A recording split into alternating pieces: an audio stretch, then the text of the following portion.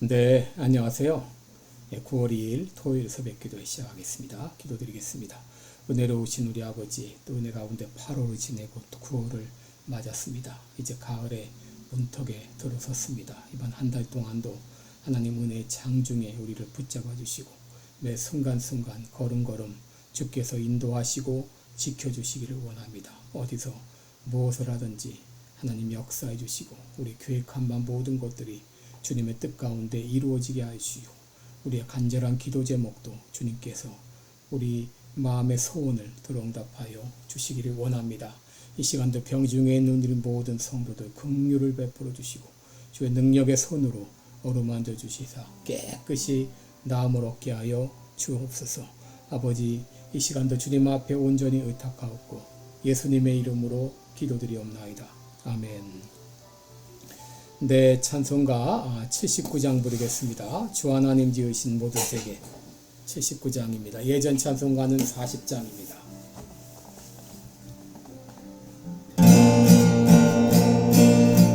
주 하나님 지으신 모든 세계 내 마음 속에 그리워볼 때 하늘의 별 퍼지는 데서 주님의 걷는 우주에 찾네. 주님의 높고 위대하심은 내 영혼이 찬양하네. 주님의 높고 위대하심은 내 영혼이 찬양하네. 숲속이나 험한 산골짜기에서 지저귀는 저 새소리들과 고요하게 흐르는 시냇물은 주님 내 손이 노래하도다. 주님의 높고 위대하심은 내 영혼이 찬양하네. 주님의 높고 위대하심은 내 영혼이 찬양하네. 주 하나님 독생자 아낌없이 우리를 위해 보내주셨네. 십자가에 피 흘려 죽으신 주 내 모든 죄를 대속하셨네. 주님의 높고 위대하심은 내 영혼이 찬양하네. 주님의 높고 위대하심은 내 영혼이 찬양하네. 내 주 예수 세상에 다시 올 때 저 천국으로 날 인도하리. 낙염소리 엎드려 경배하며 영원히 주를 찬양하리라. 주님의 높고 위대하심은 내 영혼이 찬양하네. 주님의 높고 위대하심은 내 영혼이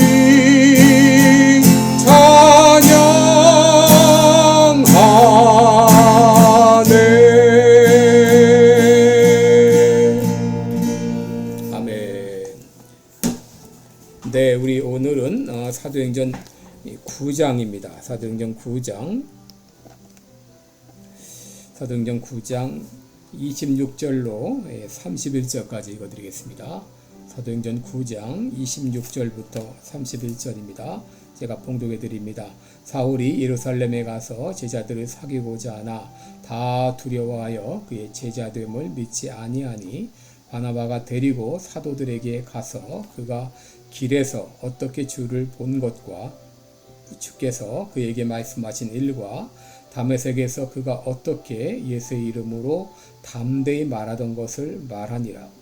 사울이 제자들과 함께 있어 예루살렘에 출입하며 또 주 예수의 이름으로 담대히 말하고 헬라파 유대인들과 함께 말하며 변론하니 그 사람들이 죽이려고 힘쓰거늘 형제들이 알고 가이사라로 데리고 내려가서 다소로 보내니라. 그리하여 온 유대와 갈릴리와 사마리아 교회가 평안하여 든든히 서가고 주를 경외함과 성령의 위로로 진행하여 수가 더 많아지니라. 아멘. 네, 우리 오늘은 한 사람의 변화가 미치는 영향, 이런 제목으로 함께 말씀을 나누겠습니다. 여러분, 우리들은 사울의 초창기 어떻게 믿음을 가졌는지 함께 살펴보았습니다. 우리가 알듯이 사울은 대제사장의 공문을 받아서 그리스도인들을 체포하기 위해서 다메섹으로 가는 그 도상에서 부활하신 예수님을 만나 회심을 경험하고 유대교회에서 기독교로 개종을 하였습니다. 그런데 그가 기독교로 개종하였을 때 엄청난 핍박이 닥쳐왔습니다. 먼저 유대인들의 핍박이 있었는데 함께 그리스도인들이 핍박하던 이 사울이 180도 변해가지고 오히려 기독교를 변호하고 전파하는 그런 사람이 되었을 때 유대교 사람들은 기가 막혔을 것입니다. 그러게 사울을 죽이려고 개교를 꾸미기 시작했고 사울은 죽음의 위협도 받게 되었죠. 그런데 문제는 이 기독교조차 그리스도인들조차 그를 환영하지 않았다고 하는 것입니다. 유대교에서 기독교로 개종했을 때 유대인의 핍박을 받는다는 것은 어쩌면 당연한 일이라 하겠지만 그리스도인들이 그를 외면할 때 그의 심정이 어떠했을까요? 26절을 보면 사울이 예루살렘에 가서 제자들을 사귀고자 하나 다 두려워하여 그의 제자됨을 믿지 아니하니라고 말했습니다. 여러분, 여기 사귄다 이 말은 이 어린아이가 엄마에게 꼭 붙어서 떨어지지 않는, 꼭 붙어있는 그것을 말합니다.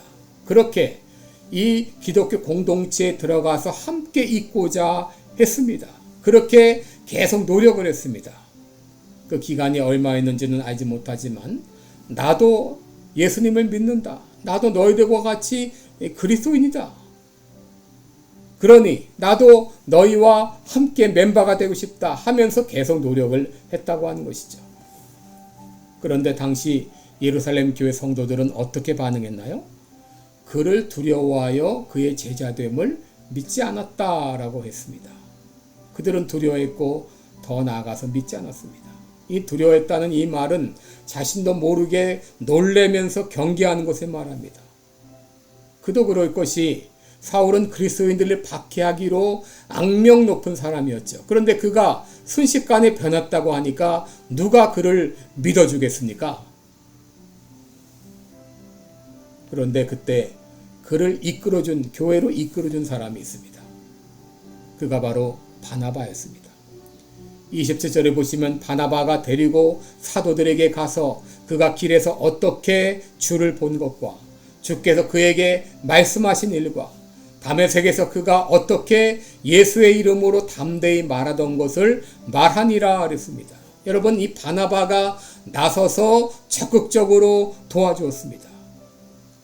바나바는 사울의 회심 과정과 그 후에 변화된 그의 모습을 설명하고 변호해 줌으로 말미암아 당시 교회의 의심을 가시게 해주었고 결국 사울은 교회의 정식 멤버로 인정받게 된 것이죠. 여러분, 만약 그때 바나바의 도움이 없었더라면 어떻게 되었을까요? 어쩌면 사울은 교회를 떠났는지도 몰라요. 그러나 바나바는 오해를 무릅쓰고 고립된 자의 심정을 깊이 느낀 그 긍휼함과 또 일꾼을 키우고자 하는 그 비전을 가지고 사울을 보호하여 변호하여 적극적으로 도와줌으로 그가 교회의 정착할 수 있게 된 것이죠. 여러분, 오늘날에도 많은 초신자들이 이런 어려움을 겪고 있는지 모릅니다. 힘들게 교회에 왔는데 누군가 자신을 의심의 눈초리로 바라본다면 그들이 교회에 정착하는 일은 쉽지 않을 것입니다. 거짓 깡패였던 사람이 예수님을 믿고 교회에 들어왔을 때 사람들이 어떤 눈으로 바라볼까요? 과거 술집에 종사했던 사람이 교회 안에 들어온다면 어떤 눈으로 바라볼까요? 어쩌면 의심의 눈초리로 혹은 불안의 눈초리로 바라볼지 모릅니다. 그럼에도 우리들은 그들을 믿어줘야 됩니다. 왜냐하면 하나님께서 그들을 받아주셨고 하나님께서 그들을 믿어주시기 때문입니다. 그러므로 어떤 사람이든지 교회에 들어온 이상 우리들은 그들의 과거를 물어서는 안 됩니다. 또 알려고 해서도 안 됩니다. 그들을 있는 그대로 맞아줘야 됩니다.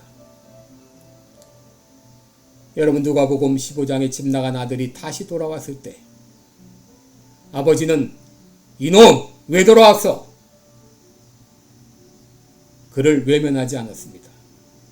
재산 훔쳐 도망가려는 거 아닌가 의심하지 않았습니다. 있는 그대로 받아주었습니다. 그러나 그 아들의 형은 동생을 의심했고 원망했습니다. 여러분, 한 사람이 교회 안에 들어왔을 때 나는 아버지의 마음으로 그를 맞이하고 있는가 아니면 형의 마음으로 그들을 의심하고 있는가를 돌아봐야 됩니다. 여러분, 28절에 보면 사울이 제자들과 함께 있어 예루살렘에 출입하며 라고 했는데, 여러분, 여기 출입했다 하는 말은 이 자유롭게 출입했다 그런 말입니다. 이제 모든 의심이 가시고 이제 같은 길을 가고 있다는 동지의식을 갖게 되었다는 말이죠. 이렇게 되자 사울은 더 자신감과 담대함을 가지게 되었습니다. 29절을 보시면 주 예수의 이름으로 담대히 말하고 라고 말했어요. 그리고 예루살렘 교회는 사울과 형제의식을 갖게 되었고 이로 인해서 그가 어려움에 처했을 때에 그를 도와주었습니다. 30절을 보시면 예루살렘 교회 성도들을 형제라고 호칭했고 사울이 죽음의 위협에 처했을 때 그를 안전한 곳으로 이동할 수 있도록 도와주었습니다. 여러분, 오늘 본문은 이렇게 끝을 맺고 있습니다. 31절을 보면 그리하여 온 유대와 갈릴리와 사마리아 교회가 평안하여 든든히 서가고 주를 경외함과 성령의 위로로 진행하여 수가 더 많아지니라.